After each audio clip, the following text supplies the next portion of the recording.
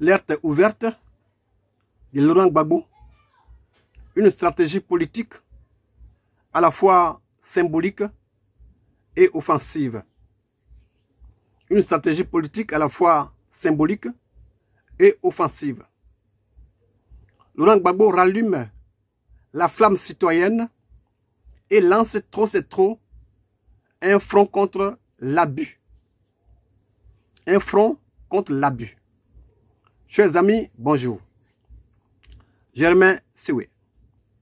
Oui, Laurent Gbagbo lance un mouvement citoyen via une lettre virale sur Facebook contre l'injustice sociale, contre la dérive autoritaire et contre le spectre d'un 4e mandat. C'est vrai, ce jeudi 12 juin 2025, dès 8 h, dans une lettre puissante, Laurent Gbagbo appelle les Ivoiriens à s'unir pacifiquement autour du mouvement Trop c'est trop pour défendre la démocratie. Chers amis, mais pourquoi une lettre écrite? Pourquoi une lettre ouverte? Pourquoi?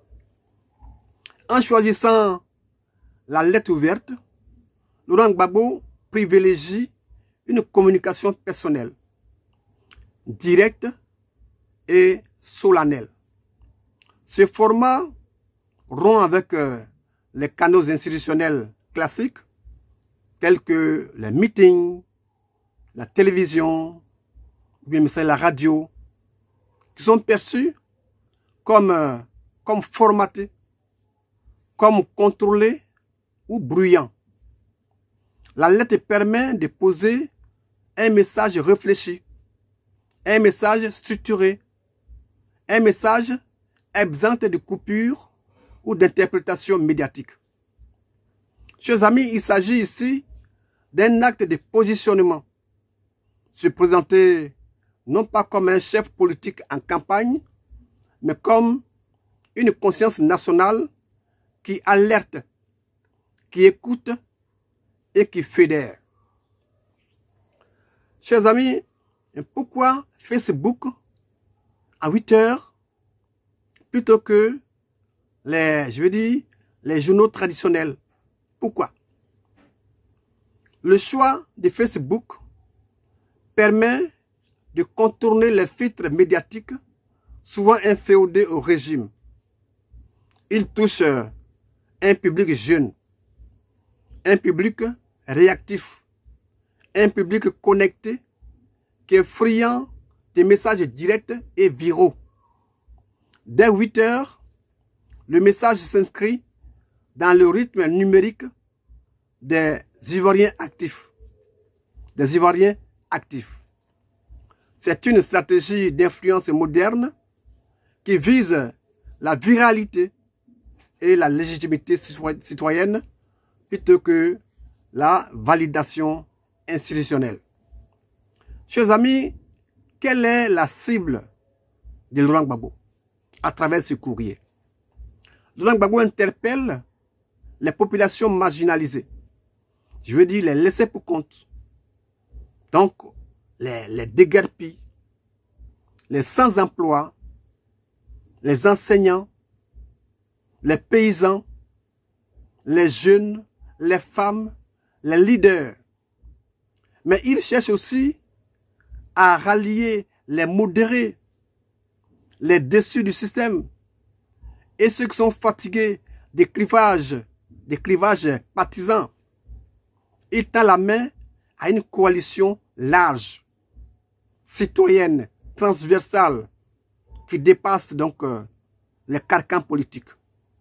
Je vais parler des syndicalistes, je vais parler des intellectuels critiques. Mes chers amis, le courrier présente 3 thèmes majeurs.